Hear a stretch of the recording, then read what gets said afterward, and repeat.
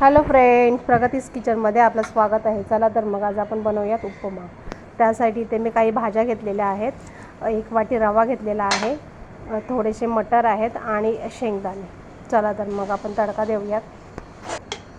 Gas चालू केला होता आधीच आणि तुम्ही बघू शकता एक साईडला मी एका भांड्यामध्ये पाणी बॉईल करायला ठेवलेलं आहे उपम्यासाठी. चला तर मग शेंगदाणे भाजून घेऊयात.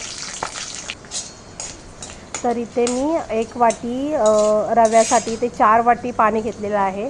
पाणी तुम्ही जास्त घ्या, कारण कसं उपमा छान फुललं पाहिजे, तो रवा छान फुलला पाहिजे, त्याच्यानंतरच ते छान लागतं. त्यासाठी इथे मी 4 वाटी पाणी घेतलेलं आहे. आपला बघू शकता पाणी तिकडे बॉईल होतं. इकडे आपण तडका देऊया.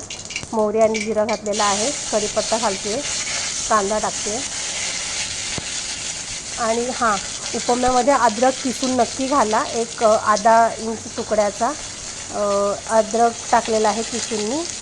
हिरवी मिरची तुम्ही कमी जास्त तिखट तुम्ही जसं खाता त्याप्रमाणे तुम्ही घालू शकता. तर चला मग परतवून घेऊयात, हलकासा परतून घेऊयात. कांदा आपल्याला जास्त भाजून घ्यायचा नाही आहे. आता ह्याच्यामध्येच आपण गाजर घालूयात आणि ग्रीन पीस आहेत ते पण त्याच्यामध्येच घालूयात. मस्त आता हे छान आपण भाजून घेऊयात. हे थोडेसे हलकेसे भाजून झाल्यानंतर मग आपण ह्याच्यामध्ये रवा ॲड करणार आहोत. थोडंसं झाकून ठेवूया, 2 मिनटं झाकून ठेवते.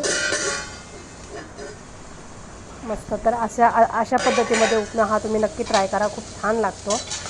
बघू शकता आपल्या भाज्या थोड्या शिजलेल्या आहेत.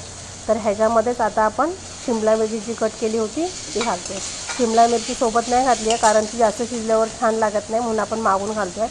आता ह्या भाज्यांमध्येच आपण रवा भाजून घेऊयात. रवा मस्त खरपूस भाजून घेऊयात. याचा कलर चेंज करायचा नाही, आपल्याला कलर तसंच ठेवायचा आहे.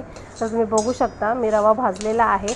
आणि रवा जेव्हा भाजताना आपण भाजतो तेव्हा तो रवा हलका झाल्यानंतर आपल्याला समजतं की हां, हा भाजलेला आहे. तर मग तुम्ही बघू शकता. आणि मग वरून मी आता शेंगदाणे घातलेले आहेत. मस्त.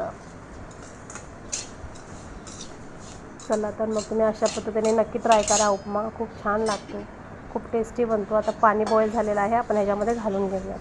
थोडा थोडा तुम्ही जसं लागेल त्याप्रमाणे तुम्ही पाणी घालू शकता. आणि घातल्यानंतर असं हलवा एकसारखं करा, ते छान फुललं जातं.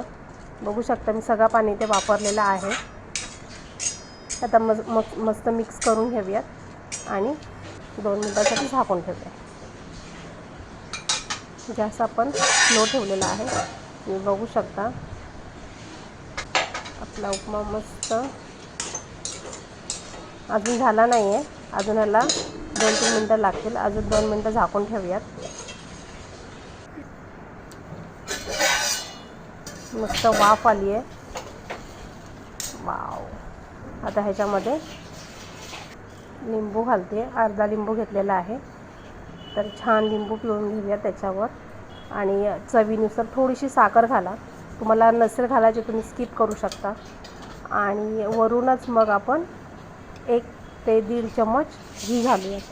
हा वरून घी घालणारे ह्याची टेस्ट खूप छान लागते, खूप अमेझिंग लागतो हा उपमा. तुम्ही नक्की ट्राय करा. आणि आपण मिक्स करून घेऊयात. छानसा मिक्स झाल्यानंतर परत आपण 2 मिनटं झाकून ठेवणार आहोत. तुम्ही बघू शकता 2 मिनटं झाकून ठेवते, कोथिंबीर घालते. गॅस बारीक आहे. तुम्ही बघू शकता आपला झालेला आहे upma. Wow. Enjoy, share, like, subscribe नक्की करा.